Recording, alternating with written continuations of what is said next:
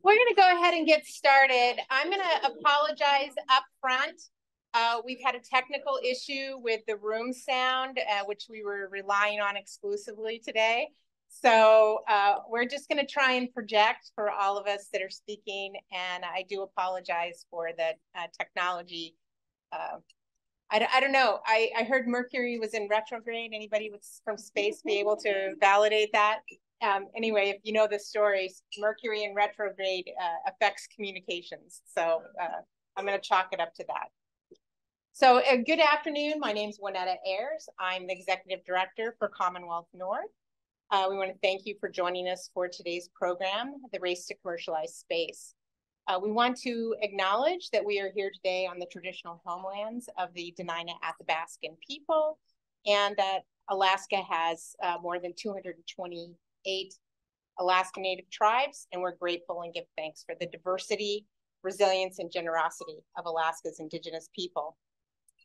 We are also grateful today to have the assistance of Carol Anderson and Margaret King with our registration process.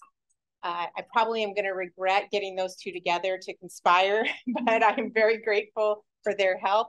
And so if you would please join me in some applause for our volunteers today. We also are grateful for the sponsorship of Alaska Communications and ConocoPhillips Alaska. They are our program and organizational sponsors, and we appreciate their support very much. Join me in thanking them. And of course, our programs are also sponsored by our members. We are a membership organization. There are membership applications and information on each table, and we encourage you to find out more about it, or please seek me out and be happy to speak more about membership with Commonwealth North. It's through the support of businesses and organizations and individuals such as yourself that we can support nonpartisan citizen engagement in Alaska's most critical issues. So our process today is that we will have our guest speaker, and you don't have to look very far to, or really pay much attention at all to realize that we are in a heightened level of activity focusing on space. According to the Space Foundation, over the next 5 years, both governments and the private sector will continue to invest in space assets and expand their capacity to reach, explore, and develop space, all at an accelerating pace. So today we're going to hear from a preeminent expert in the field of space exploration and development. After Dr. Worden speaks, we'll be joined by Meade Treadwell and Ben Kelly of the Commonwealth North Board of Directors, who both have had various involvements in space development, which I'll go into a little bit more in detail later, as well as Randy Church-Key with the Ted Stevens Center for Arctic Security Study. And they will join with Dr. Worden in discussion about their reflections on some of the things that he said to us today and what the implications may be for Alaska. So to introduce our guest speaker today, I'm pleased to welcome to the lectern Alaska's former Lieutenant Governor, serial entrepreneur, inveterate optimist, and President Emeritus of Commonwealth North, Meade Treadwell.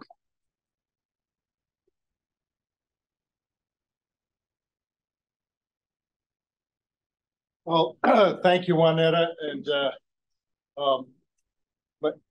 let me just say that this program today is a great program in the tradition of Commonwealth North. We've had Edward Teller, who not only was known as the founder of the hydrogen bomb, but also a brilliant physicist who saw lots of opportunity in Alaska. We've had astronauts, we've had many Air Force officers in the past, and today we've got a special treat. Pete Warden's credentials are world class. I first met him when he was a major, I think. And you had this job with a guy named Hank Cooper, who's also spoken here, to help develop the root technology for missile defense during the Reagan administration. When the Bush administration came, the first Bush administration came in, Pete was on the staff of the National Space Council. And I remember I was working with Governor Hickel at the time, and I got a phone call from Pete, and he said, "We understand you're looking at building a launch site at Kodiak." And he said, "I've got a guy working with me who can actually help you make that happen." And then he proceeded to give me 3 or 4 national security reasons why it had to happen. And I would just say, Pete, if it had not been for that phone call, it was kind of a very tough issue in our legislature at the time. I don't think the state would have gotten behind it in the way that we did, the way that we funded it, and so forth. And so you're one of those godfathers who may not have gotten credit at the time, but I'm going to give you credit right now. Thank you very much. He's one of the few Air Force officers with an astrophysics degree, and that has allowed him to see around the corner and see where space technology and exploration can help work to not only defend our country and build our alliances, but in seeing around the corner, Pete was the first guy that I ever heard in depth talk about small sats, light sats, put together a very important set of alliances with Surrey and others to help bring light sats, which is now something that's very, very common. I remember discussions with him again going back to the 80s and the 90s about the possibility of water on the moon, and he won an award, one of the NASA's highest medals, for putting together the Clementine mission, which, among other things, also helped determine that water probably landed on the moon, and that's why India just landed a robotic vessel there. After he served as an Air Force officer, he then joined NASA and ran one of NASA's most important research centers. I'll say that Alaskans are very familiar with Sean O'Keefe. Sean had been on Senator Stevens' staff, and we'd all worked together. And Pete helped Sean ascend to be the head of NASA, and then Pete ran one of NASA's most important research centers, the NASA Ames Research Center in California. And when I was lieutenant governor and head of the Aerospace States Association, we were pleased to have Ames work with us on a number of issues, including emerging drone technology, which all the states benefited from. We hosted a couple of conferences on airships, which brought experts from around the world looking at the opportunities in the Arctic. It doesn't matter what's happening in the aerospace world. I think you can find this man's fingerprints on it. And what's most exciting, and I'll just quote him from a lunch that we had, probably now about a decade ago in California, where Pete said something like, when he was 12, he had hoped to see mankind move into interstellar missions. And, you know, it's been hard enough to get us to the moon. He will tell you some things looking at Venus, certainly what's going on with Mars. Charles Wohlforth here wrote a book on settling one of the moons of Jupiter, and Pete gave some encouragement and a blurb to that book. But there really is a very interesting opportunity outside the solar system that I hope he will talk about today. And the Breakthrough Prize and the Breakthrough Foundation that he runs is a very, very significant move for mankind. So, Pete, I hope I've given you justice. There's so much to talk about, but thank you so much for joining us today, and delighted to have you here.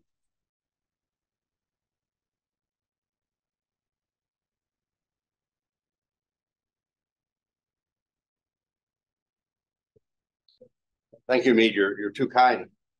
I do remember the last time I was in this room was about 5-6 years ago, and I was escorting the Deputy Prime Minister of Luxembourg, and which I worked part-time in Luxembourg, and there was some trepidation that we introduced him because his party is the Socialist Workers' Party, and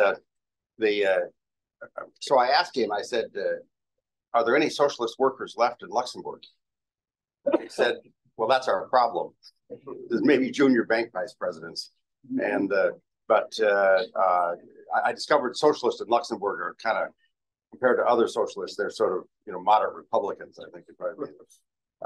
You could tell with his Rolex watch he had but at any rate, what I'd like to talk about today is sort of a far horizon.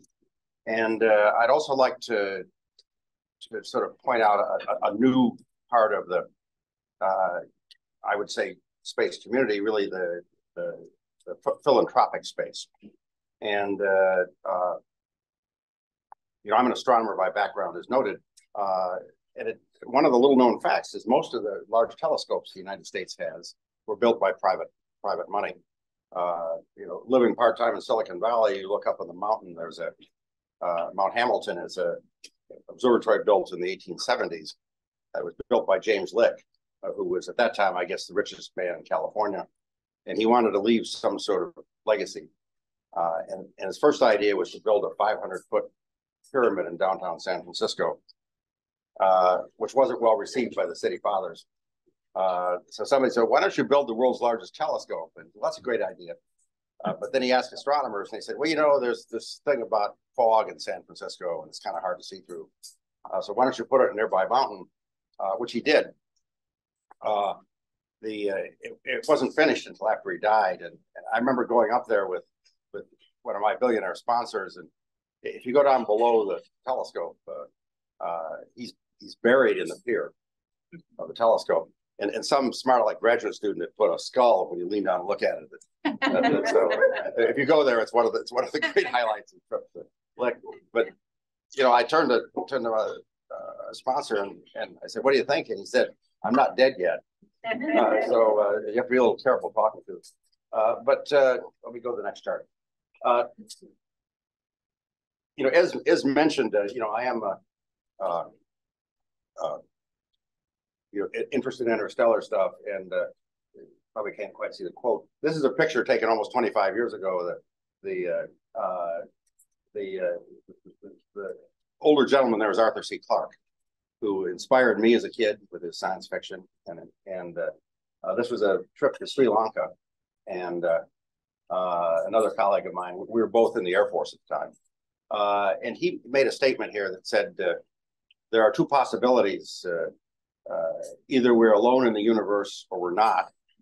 And he said either possibility is equally terrifying. So I'm going to talk about life in the universe because that's the topic that I spend most of my time on. Next chart. But I should give a word from our sponsors. I run the Breakthrough Prize Foundation, which was founded in 2010 by Mark Zuckerberg, Yuri Milner, Sergey Brin, and Whiskey. And the idea was that they realized that by now $3 or $4 trillion US of profits have been made by the high-tech companies. And it was based on science that was done a century ago. And so their question is, who's going to do the science that's going to power this century into the future? And if you look at a list of the most admired people, you find that there are very few scientists. I mean, you might find Hawking or you might find Einstein, but it's mostly sports heroes and movie stars and so forth. So the idea was, let's make movie stars out of scientists. So they decided that being billionaires, they would give the world's largest science prizes, these breakthrough prizes. And there are about 7 of them. They're $3 million US, so it's about 3 times some Swedish prize I'm not supposed to mention. But it's we've been doing that. They did the ceremony at NASA Ames. That's how I got involved. I was a landlord, and they always tell you to invite a landlord if you're having a big party. But I got to know these guys. One final thing about the prize: we have a prize that is on the next chart, which is for young people between the ages of 13 and 18. That we just completed the selection for this next year. These are really global. The winner gets a $250,000 prize to go to whatever university they want to go to. The school gets $150,000 lab. And to me, the coolest thing, we give the teacher that inspired the young person $50,000 check. And the first guy that won was a young man from Cleveland there on your upper left. And he forgot to tell the teacher that he nominated him. So we called up the teacher and said, where do we send your $50,000 check? And the next question was, is this a call from Nigeria? Anyhow, what's kind of interesting is the majority of our winners now to date have been women. I think it's a very positive trend. We're seeing more and more success of women in science. So I think this bodes well for the future. Next chart. Let me talk about breakthrough initiatives, what I want to spend most of my time on. These were announced to the Royal Society in London in 2015. Our chief science advisor was Professor Stephen Hawking, who continued in that role until he passed away. And Yuri Milner is our principal sponsor for the initiatives. Next chart. Now, these initiatives are designed to answer three fundamental questions. The first one is there intelligent life elsewhere in the universe? Now, I always get asked the question, this begs the issue, is there intelligent life here? And of course, I think I can probably say that here. To my mind, the farther away you are from a national capital, the more likely you are to find it. So Alaska is a good place to find that. This is sometimes called the search for extraterrestrial intelligence. The question is there any other life in the universe? Just remind people we don't know of any other life. Maybe some on Mars, maybe some on Venus. In fact, we have a small probe that we started. Venus may be a more interesting place than Mars to look for life. It's sort of the Earth's evil twin. But that's a privately funded effort that will go up in a couple of years. Finally, and this is probably the most important, can we travel between the stars? And I'll talk a little bit about what that means. Next chart. The first program is what's called Breakthrough Listen. We have $100 million US devoted to getting time on most of the world's large radio and optical telescopes to look for an intelligent signal, sometimes what's called a technosignature. It's currently based at UC Berkeley, and we're in the process of moving into Oxford University in the UK. Next chart. This is, and I want to talk about one of the results on this. This is the Parkes Radio Telescope in New South Wales, 64-meter dish.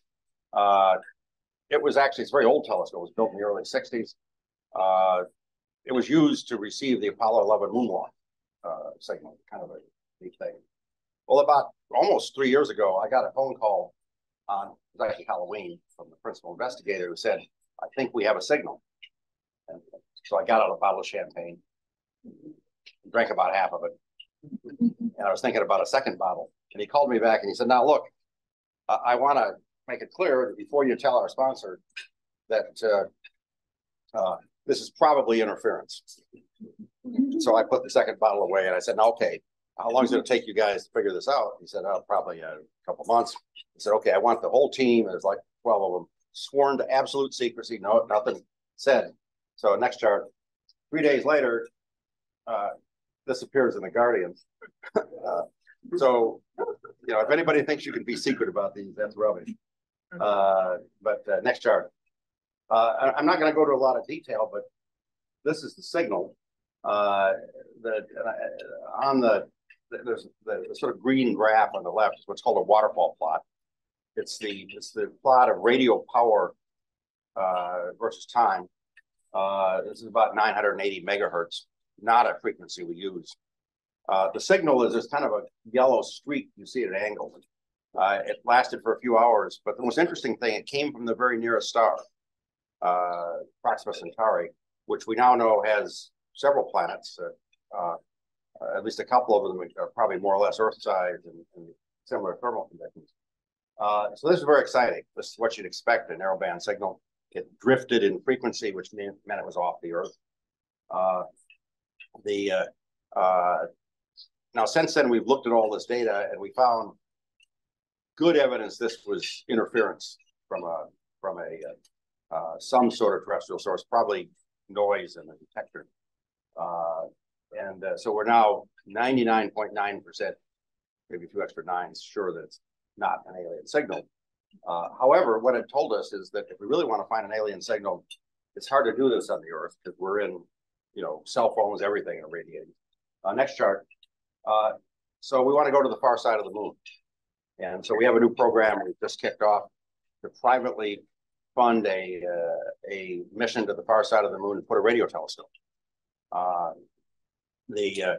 Interestingly enough, NASA has a program called the Commercial Lunar Payload Services, where for a mere $100 million, you can put a payload on the far side of the moon. This puts it in the range of where some of our billionaire sponsors can work. So this is going to be the next effort. We're doing this jointly with the Australian Science Agency, CSIRO. Next chart. Let me talk about the nearest star system. And this is where I kind of think our solar system is boring. There's no scary aliens that we know of. The next one might have some. Next chart. It's an interesting star system. One reason it's not boring is it has 3 stars. It has 2 about the size of the sun. They orbit around each other every 80 years. One's a little bigger, one's a little smaller.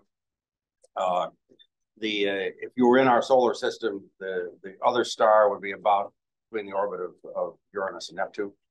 So it's far enough away that it's bright, but it doesn't interfere with your orbit. There's a 3rd star that's a long ways away. It's maybe 100,000 times further away than the sun.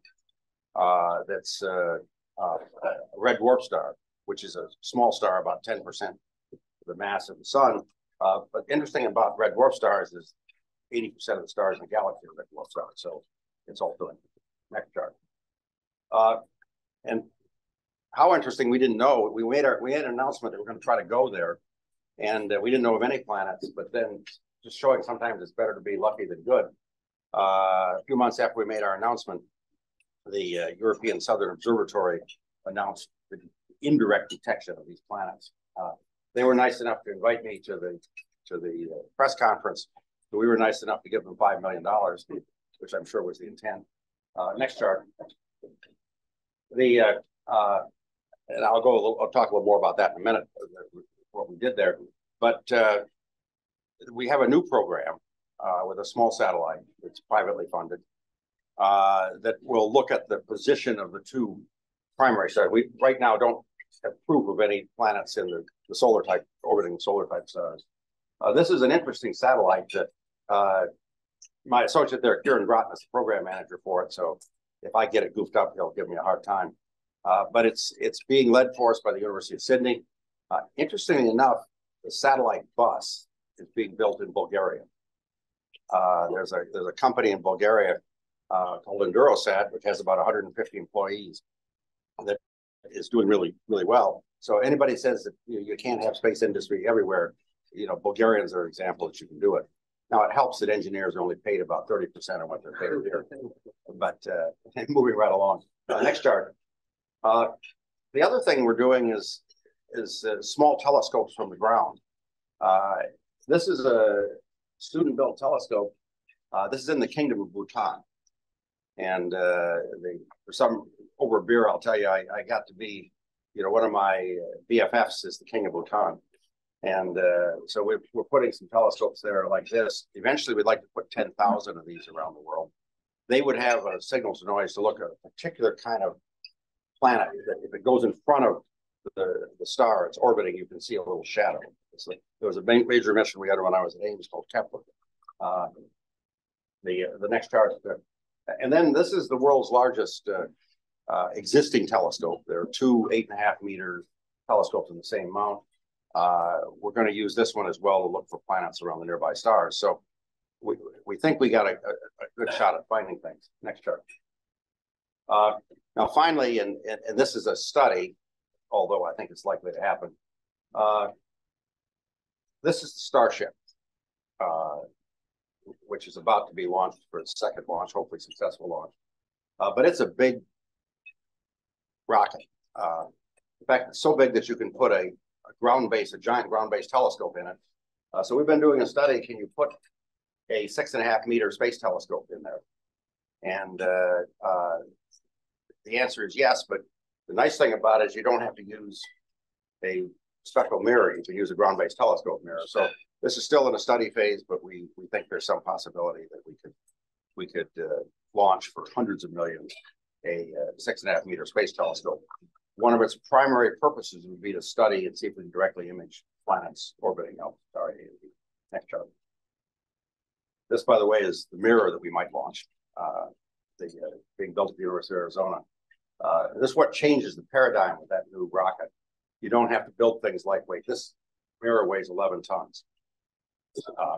But the Starship can launch 100 tons. So I just put this is going to change everything. Next chart. This, by the way, after the European Southern Observatory said they found a planet orbiting the Alpha Centauri system, they got an artist to make this picture. And unfortunately, I showed it to my sponsor, Yuri Milner, and he said, well, we know what it looks like, and we don't need to go there. But next chart. This is the telescopes that we funded the European Southern Observatory to work with. This is called the Very Large Telescope. There's 4 8-meter telescopes in Chile. Now, as an astronomer, I'm embarrassed that we can't do better names. They have a new one they're building that's 39 meters in diameter. It's called the Extremely Large Telescope. And they had a bigger one they were going to build. It was going to be like 80 meters in diameter, and the name they had for it was the Overwhelmingly Large Telescope. But we had 100 hours of time on this, and we actually tentatively found a planet orbiting the biggest star in the Alpha Centauri system, Alpha Centauri A, in the habitable zone. Now, this reminded us of a certain movie. Of the next chart.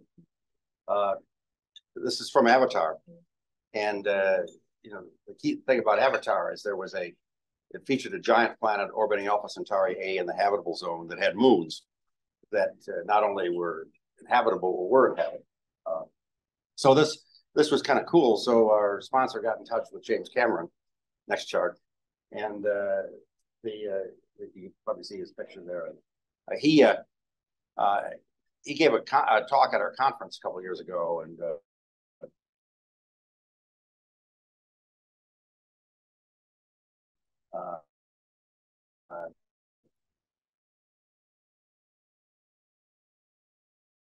talked about how the thing is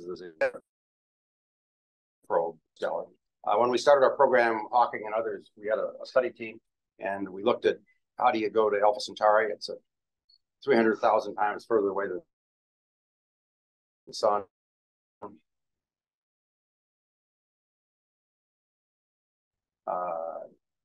The current speed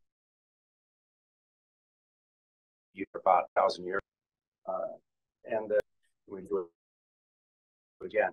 Next chart.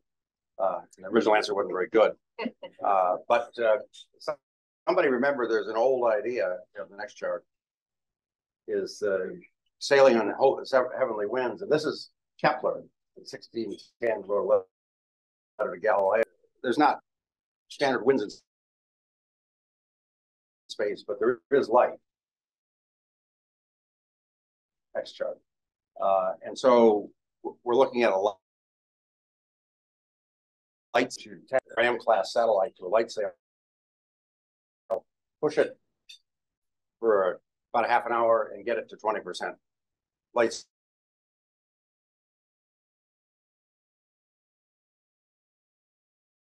speed. So that only takes about 20-25 years to get through the solar system. Next chart. Light sails work. This was actually a privately funded one done by the Planetary Society about 12 years ago. The Japanese have various missions, and I think it's going to be an amazing new capability. Next chart. The laser array is huge. This is kilometers across. Because Alpha Centauri is in the southern hemisphere, we'd have to put this in Chile. Now, when we were asked about this, I told the press we're going to put this in Chile. We forgot to discuss this. So I've since been summoned to talk to 2 presidents of Chile, both of which are supportive. They said, next time you want to put big things in our country, please ask first. It's a lesson to science. Next chart. This is you would put these light sails in space. You would then, there would be a mothership that about once every week would launch one of these. It would get hit for about a half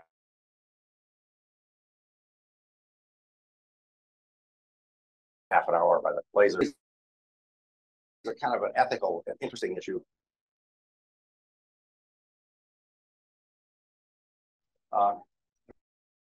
that what can we do with this? There's a concept in astrophysics life. Can we do this somewhere else? Can we intelligently spread our life elsewhere? Next chart. This guy is George Church, who's a bioscientist at Harvard. By the way, I always like this picture because he looks like what I imagine God would look like. But he says that yes, we could actually build little tiny machines. We could send interstellar distances. They could boot up life. And now there's some ethics issues about that. What if there's life there already? But this is an interesting concept, which I think has some promise. Thanks. And it's sort of, that maybe we are alone in the universe, and maybe it is our responsibility to spread life elsewhere. Next chart. Now, how do we do that? This is another science fiction picture. This is from spaceship in some other galaxy that sort of humans millions of years ago developed, and it's powered by going close to the star. And this is another good idea. Next chart. We figured out that to take a light sail, like we're trying to build, and you fly close to the sun, you can't get to speeds of 20% light speed, but you can get to a few tenths of a percent. Idea is maybe you can't get to the nearest star in human lifetimes, but you can get there in millennia, which historical time frames is interesting. So we've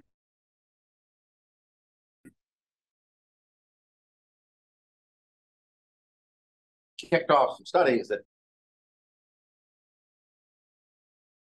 sun diver the base or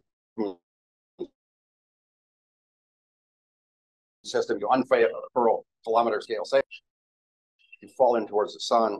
The closer you get, the faster you can go, and then you're sent out of the solar system. So this is something that might work. Next chart. There's already prototype of these. Next chart.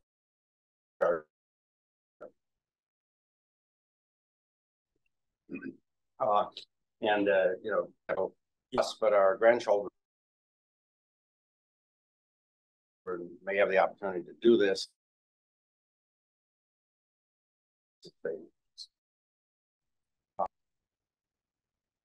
Rock that came from outside the solar system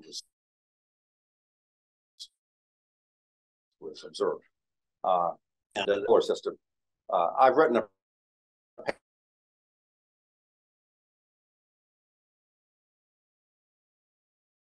paper with some other kind of people, and we're all in trouble for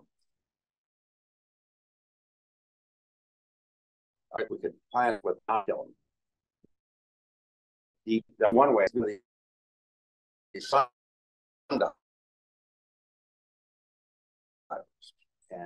and get there. Astronomers there. The next chart is this is Professor Avi Loeb, who's written now a couple of books. He's the chairman of our Starshot Advisory Panel. But a small meteorite hit the Earth's atmosphere. The force is confirmed that it was interstellar. Of some type. It hit near. So Avi Loeb, private money, expedition, and he ran a magnet along with it's about 1,000 feet deep, and picked up metallic fragments. One of them on the right. These clearly they're not from our solar system. They don't have composition. Now his claim is maybe they're from some alien spaceship. I think that's unlikely, but not impossible. So the idea that we begin to really explore interstellar life, I think, is here is upon us. Next chart. So maybe here later this century, we'll get our first images, and maybe in tens of thousands or 100,000 years, the last chart will have settled the stars. But this is sort of a probably not immediately commercially valuable, but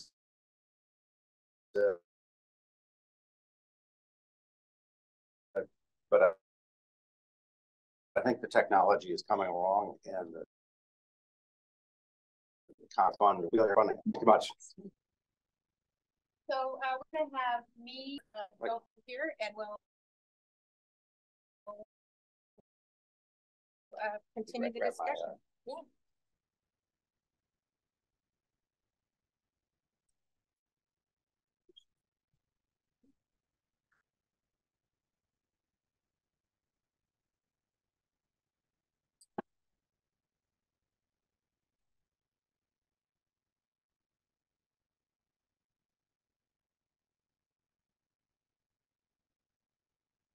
So let me do a couple of a little bit more detailed introductions. I joined the Commonwealth North Board of Directors last year. Ben is an exited founder for the launch company, which operates here in Anchorage, and Voyager Space. So they recently sold to Voyager Space, and that means that Ben is asking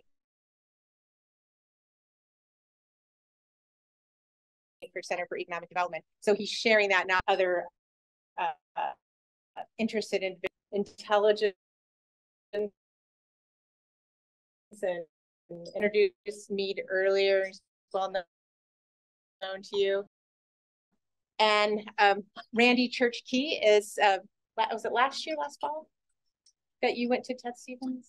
Actually, hard to believe, the 2 years ago now. Has it been 2 years? Okay, 2 years ago was named the first U.S. senior advisor for Arctic studies.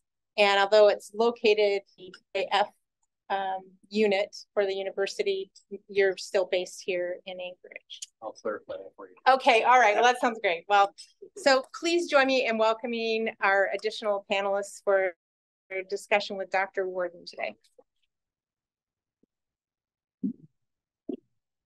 What I'd like to do, Pete, thanks for your presentation. And I've got one quick question, and then I want to ask our two panelists from Chile are going to power up these sails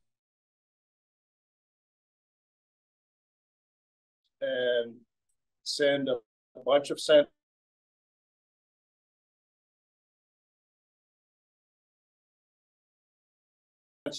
Okay, and actually, the fact that you asked that question, there's a very critical thing. There's something we've been in,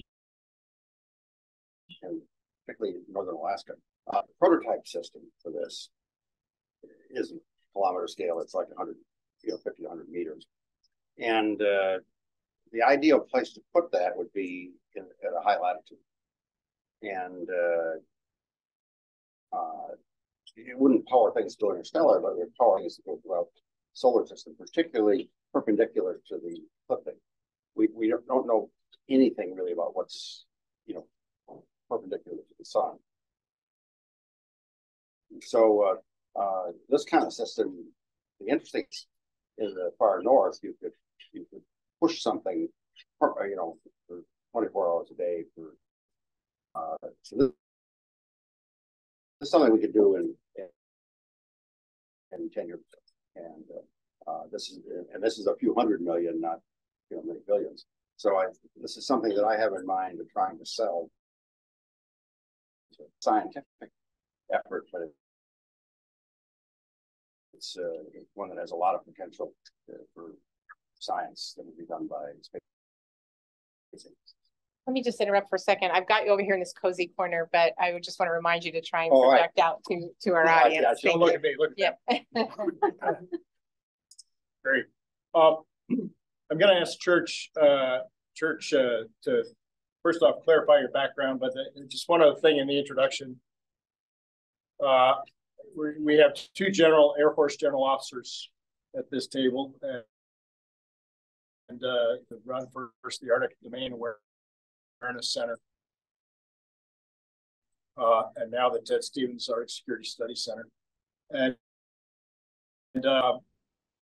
we decided to invite you to lunch while we did that. But Church, let me give you the floor. First, I think, and from my vantage point, not too often you actually see a general officer is also a doctor, and so Dr. General is actually quite a remarkable accomplishment to me, General Warden, Dr. General Warden. You are an inspiration for those folks of us who wish we had the technical capacities, competencies that you have, and being able to do the work you've done as a strong member for our nation. Frankly, it's a privilege for me to just listen and learn from you. For the folks who may not know, a little clarify what Manetta was asking 30 years. And married a gal from up here back in 1984. The way software, you were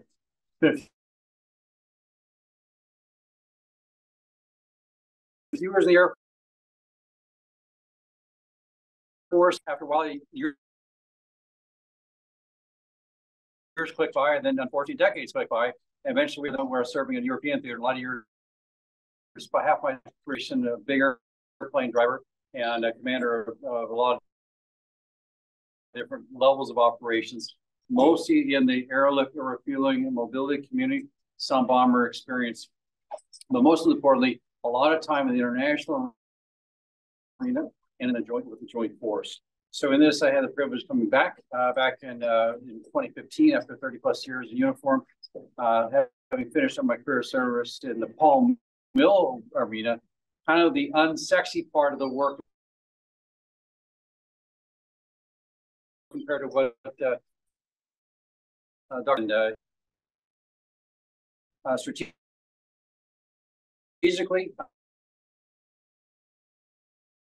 after I came back, I worked, came top 3-star, asked a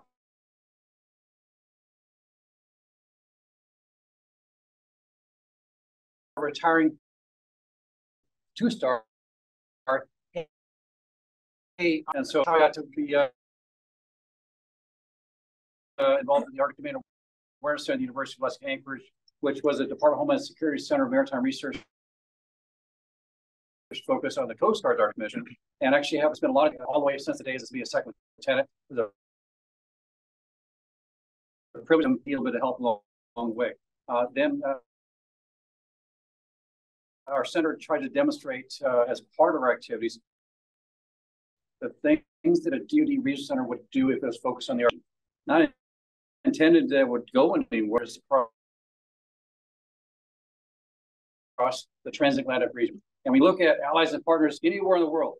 Some of the best allies and partners this nation has is in and across the transatlantic Arctic Ridge, Canada and the Nordic countries, including aspects of the Northern European community. So lastly, for me, off the side, hey, let's help Senator Murkowski create the legislation for a DoD Regional Center for the Arctic region. Following the footsteps of the George C. Marshall Center for European Security Studies, located in Garmisch-Partenkirchen in Germany, the nation's first regional center that celebrated more than 30 years of service as a soft power complement to the European theater. The Stevens Center is America's newest regional center, located in Joint Base Elmendorf Richardson. We're located in the former Mount Spur Elementary School, made 1950, and hoping to make the refurbishment sometime soon. So with that, we're early days, but we've been on employee number 1. Today, we got more than 43 people associated with us, contractors, members of the Department of State and United States Coast are already working in the center. And very soon, we'll have international seconded members to the center from our allies in Canada and the Nordic countries. The details are literally in work. I have this really silly title. And again, I love it. 2 years ago said, until we have scheduling authority from the House Personnel Management, we cannot have a center director. So within the next, hopefully 2 weeks, I'll actually, after 2 years, probably be appointed as the director for the Stevens Center. And we can actually go away from the silly title called the Senior Advisor, Art Security Affairs, which means absolutely nothing to most humans. So I just offer that. What you just heard. I will say three things I think important. You know, Walt Disney said you can dream it, eventually you get around to do it, as long as you have enough resources and people that will join your vision. So when I think about what you're trying to accomplish, Dr. Wharton, frankly, if you've dreamed it, you've got technical people working, and you have entrepreneurs and resources to make it happen. The question is, you're taking on perhaps some of the most daunting challenges technically imaginable.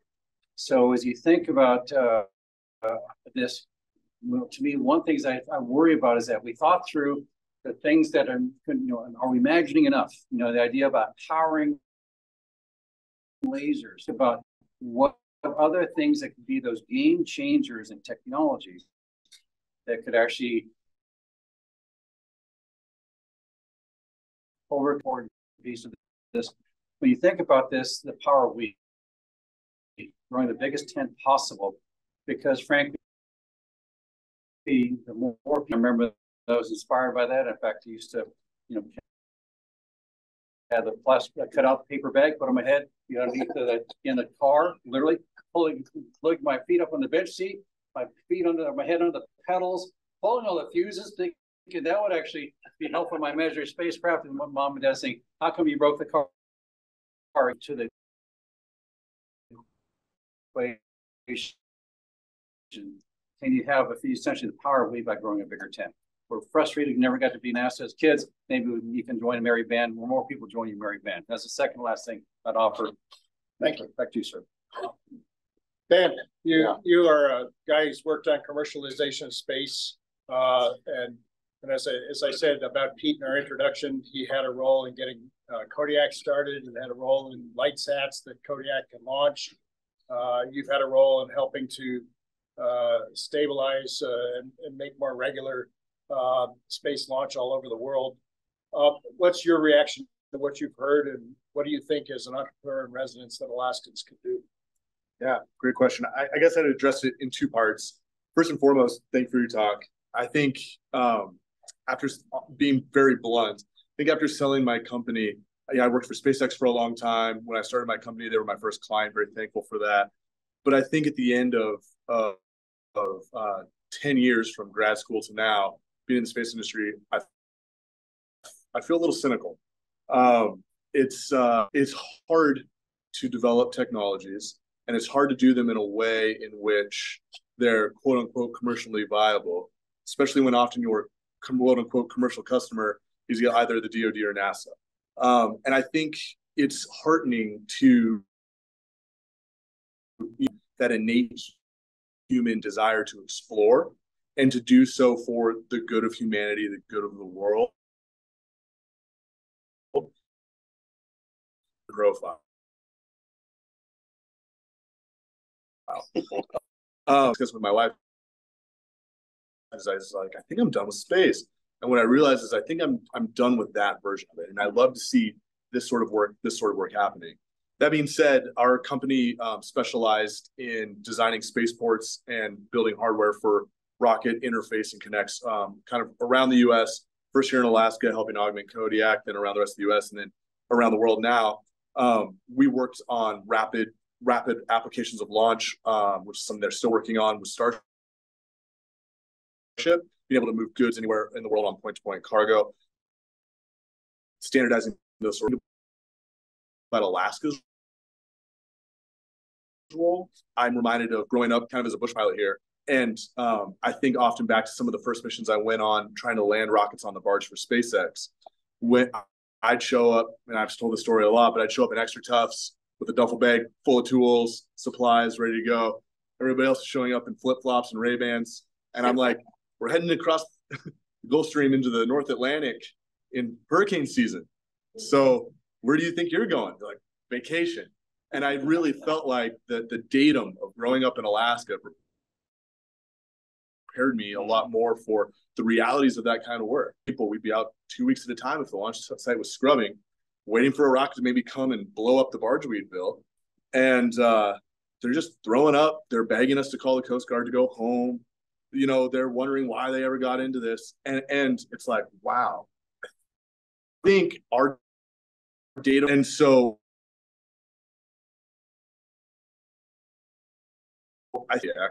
which I don't think gets enough credit. I think often in this community, it is seen, you know, as something that people rarely think of at all, or if they do, maybe they don't think positively about it. I see the only operational commercial orbital launch site in the country that other states would call our company, the launch company, and beg to have in their state, and that they're trying to raise money, you know, in the middle of the heart. See,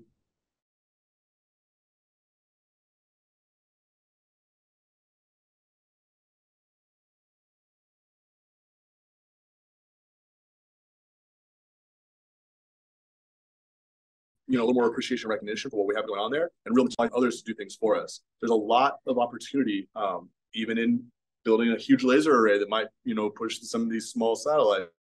There's a lot of opportunity in testing and deployment, and even direct access to space that could be happening right here. And the, you know, secondary and tertiary effects of that could be huge for our economy. But we tend to kind of look at what's going on and maybe, you know, have to ask ourselves if we have the courage to take those steps. So I think the potential is very large, and I'm very curious to see if any of it will be realized. Thank you. Pete, any reaction?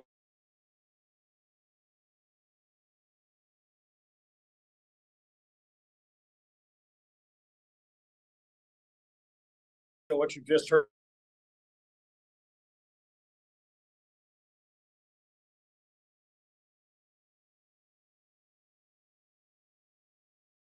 Well, I mean, you know, people say, why Luxembourg? And, you know, they had a vision, they had some money, and they're planning by the end of this decade that roughly 10% of the GDP will be space. They've got university efforts, they've got financing, they've got legal support. You know, clearly, in my opinion, a really cool place to live. And I don't know why anybody wants to live there. That's what we're agreeing to. So that I can't agree more. But it's interesting, the power of vision. You know, for better or worse, I got to know Elon Musk a long time ago, and he's a character. But he has this vision, which he has never given up, that he wants humans to settle Mars. And that has nothing to do with profit. That having a vision, and that's almost a uniquely American thing, that this vision may take a century, but we're going to do this. And you know, the vision I'm claiming to is that humanity becomes first in and I think that has a huge, and there's a lot of spin-offs. And you talked about like sailing ships in space is you know, it's free propulsion, and I think there's going to be a lot of commercial application. I know there is. We started talking to space. You can move around in lunar space and either move away from you know, efforts to kind of track and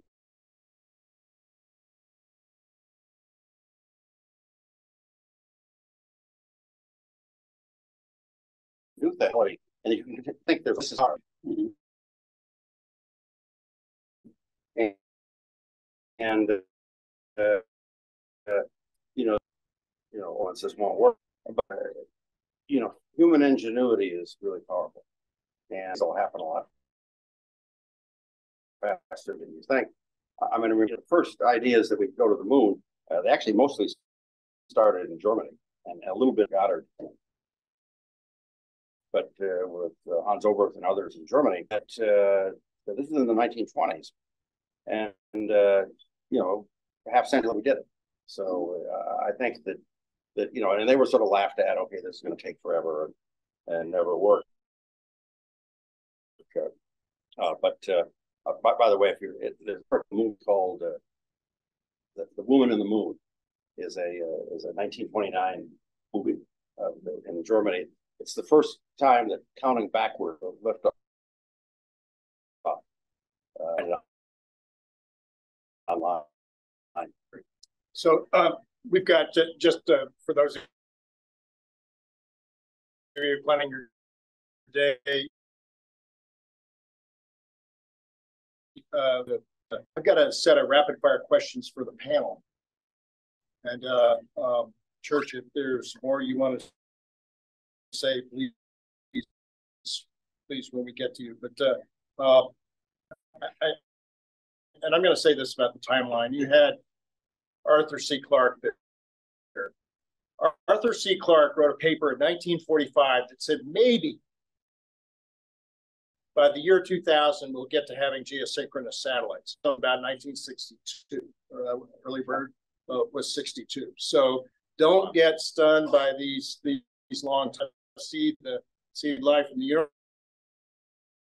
universe is the founder of a company that's doing a lot of work with Alaska right now that I'm an advisor to, which wants to bring back the woolly mammoth here. And they are close to seeing some of these things happening in the next decade. And again, the ethical issues, the other issues with this are just incredible. But we are on the precipice of a real breakthrough time in exploration. The Alaska specific inquiries, I would just say this about Arthur C. Clarke's head of Scientific Atlanta, who was building the receiving dishes for them, spoke to Commonwealth North again now 30 years ago, over 30 years ago, and said if it weren't for the market in Alaska, we have been the early adopters of a lot of this technology. Just for your laser concept, we've got huge amounts of energy on the North Slope, but it happens to be at the right latitude. We want to turn it into hydrogen first, pending. I see two legislators here. We're working on that legislation. There's opportunities for us to help. So anyway, the first question, Alaska specific inquiries discussed at the Kodiak launch site. Another question is for those of us in the private sector looking to expand the space industry. How do you think we should go about it? What organizations and conferences should we attend? A couple of questions, which we'll get to at maybe in the second part of your answers. Is the future of exploration funded publicly or privately? You made comments about billionaires. What are the implications? Another question was SpaceX is clearly being NASA in space. Can we fix NASA, and is it worth doing so? So let me start with you, General, and move across the panel this way. Well, NASA is an interesting organization. I'll just answer short that I would disestablish it. Bureaucracies tend to grow, and they need to be started again. When in the 60s, the average age of NASA employees was in their late 20s. The average age now is in their early mid 50s. Now, I'm an old guy, and I love old women, but you need a young organization. I would just establish NASA and reestablish something new that would be more it would work maybe the way its predecessor.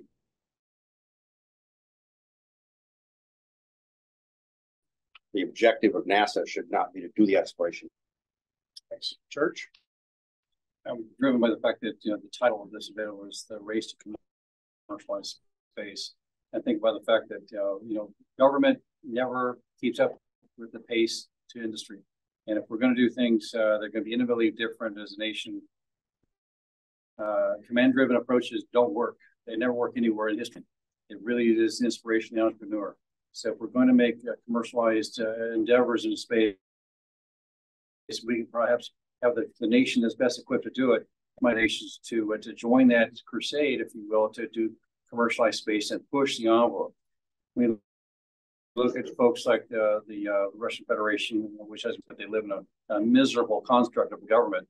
And same goes with Chinese government. They're absolutely miserable, but they got remarkable scientists.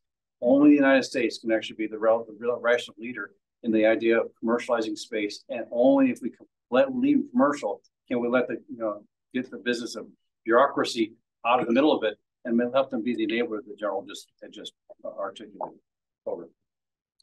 The only tiny bit of clarification I would add is I don't see SpaceX and NASA in competition. Over $1 billion of NASA funds. So the Dragon capsule was developed on the Crew or first commercial resupply (CRS), which took uncrewed, then through the crewed missions, which NASA has paid for all. So to your point, I think that is a powerful synergy where you're competing these sort of things, you're developing new technologies that way. But I just have to add that point of clarification that I don't see them in competition. NASA should be expanding our knowledge mindset. They should be working with industry to get it done. There's other pieces of equation I'll hop in. We gotta I'm thinking about your NASA remark about 1960s NASA versus today. We need to put a much harder emphasis across the country in getting science technology, inspirations happening across elementary schools and junior highs. By the time you get to high school, you may have already too calcified your school in order to be. Thanks. I'm going to shift the questions now to a couple of other audience questions. Some of them about ethical or scientific issues of what you raised, Pete, but for all of us. If the U.S. no longer sterilizes space probes due to cost, what happens to Earth viruses and bacteria and probes sent to Jupiter? That's one question. Engineered astronauts. Should we look at freeze technology, hibernate technology? This happens with woolly mammoths. Woolly caterpillars, frogs. There's a lot of work at the Institute of Arctic Biology. Low oxygen needs, radiation resistance, resistant bacteria. What's happening there? There was a question about the reorbit of Dimorphos. Something led the first precision bombing on the moon. On the moon.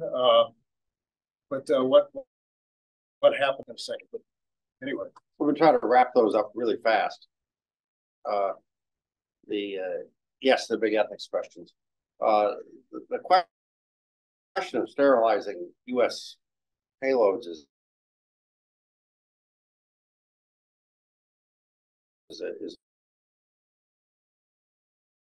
a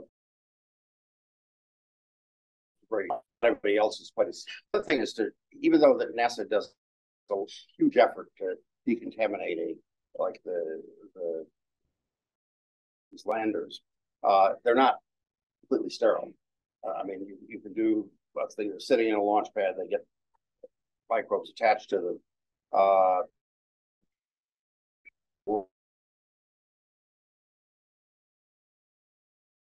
Worry too much about that. To my mind, I'm more worried about the other way. That worried about and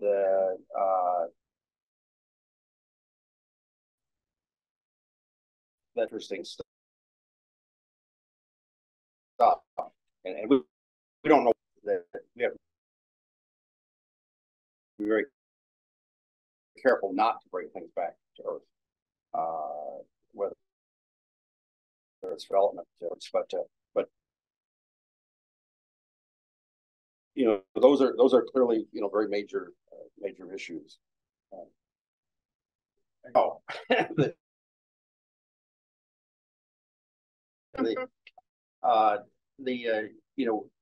That's a sort of binary asteroid, if I remember correctly. And we hit the moon, and it changed its orbit slightly, but it changed it in a way we didn't quite understand. My suspicion is that these things are sort of a pocket of gases that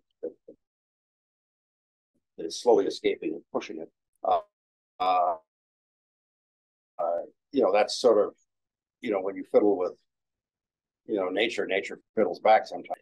I mean, it's in the end, I'm sure we'll figure it out, but nobody has a good idea yet of but the orbit of that moon has changed and levels that the impact alone is under that.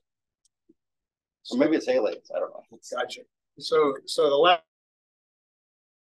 last panel, but one is thinking about resource and mineral extraction in space. What should we be concerned about or preparing for? Is the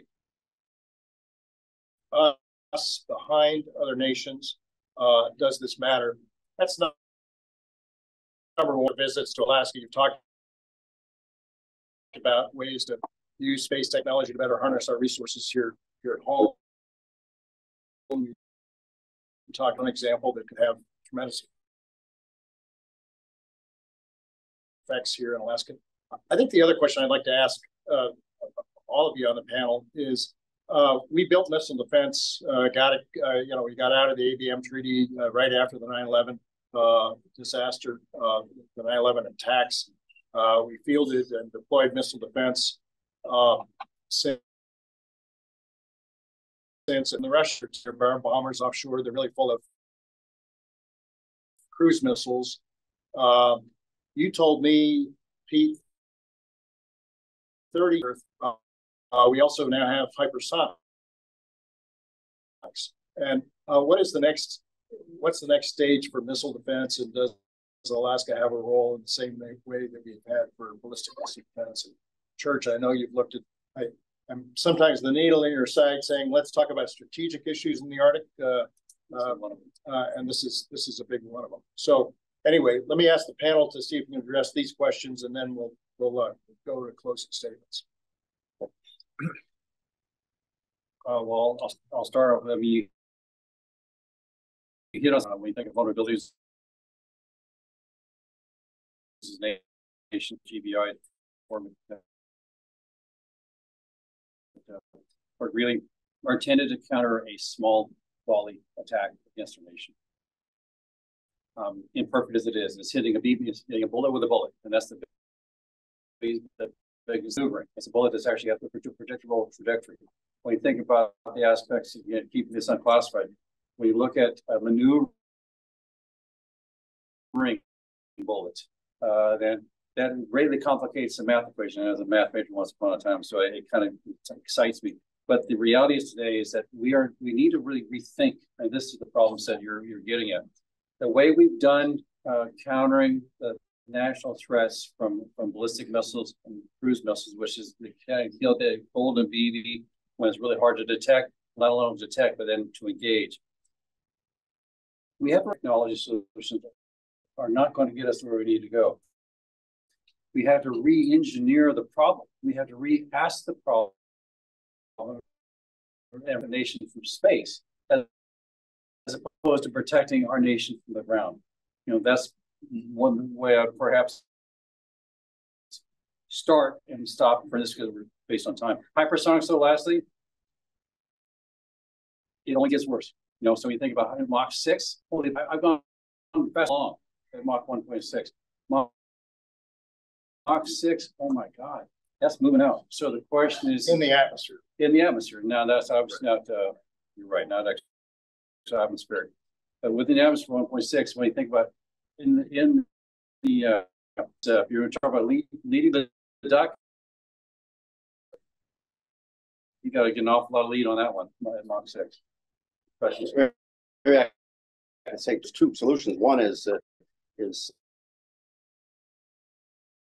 sensors that you can really track these, and I think that's can best be done as a combination of ground, air, and space-based sensors. So we're upping our dew line to be over the horizon radar, Yeah. But you know, space-based, you know, optical and radar thing.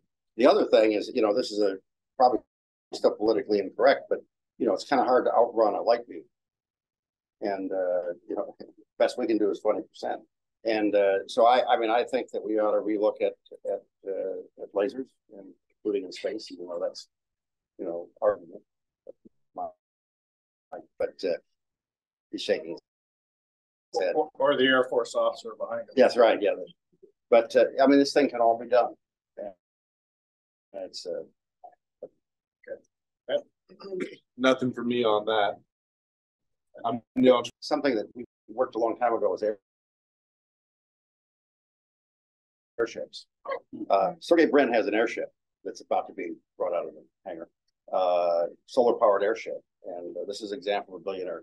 He wants a sky yacht, but the prototype's 100 meters long. The full scale one is 300 meters, and we'll have, you know, 300 or 400 tons of payload. So this stuff is really happening. So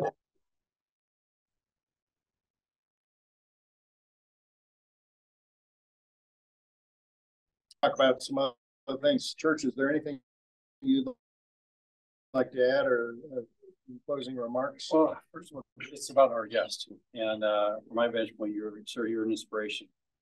Think it through, apply what we can tap. We is just a gift to listen and learn.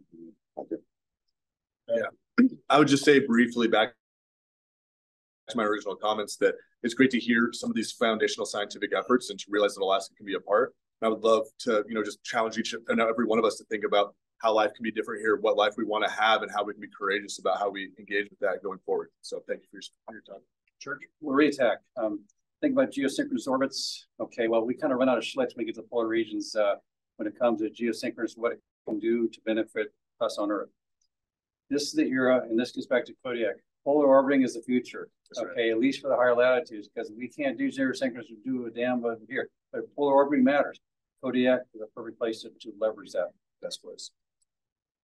And I'd just like to say, as somebody who's been involved in Commonwealth North since the late 70s, we've had the pleasure of having space-oriented and science leaders. Kieran, you're a graduate of ISU, I guess, or one of the programs, the International Space University. Peter Diamandis, who is one of the founders, has been at this podium. Also founded the X Prize. You kind of followed with another big prize, and excited about it. Don't think that we live some way far off. We are the frontier, where the frontier thinking ends up to being the test beds, the belief that you can do this. The natural market for airships, as an example, is to replace ice roads in places we can't put in ice roads. One of the biggest objections to drilling in some of the places that we want to do mining and resource exploration is not because of the small footprint we've got now. It's of the road to get there. So let's keep at it. And I hope Tom Barrett, Commonwealth North President, is a member of your program committee. I'll see what we can do to keep us on the cutting edge whenever possible. Thank you all for coming today. And if you haven't had a chance to join Commonwealth North, please consider doing so.